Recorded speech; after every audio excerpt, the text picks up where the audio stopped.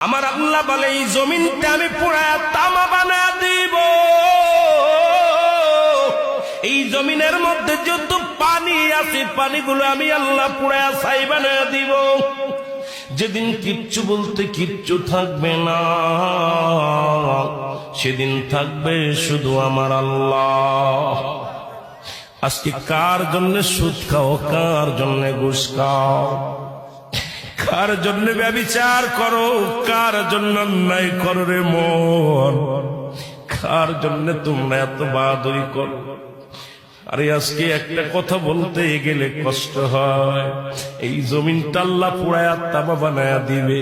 এই জমিনের মাটিগুলো পুড়ে হবে তামা।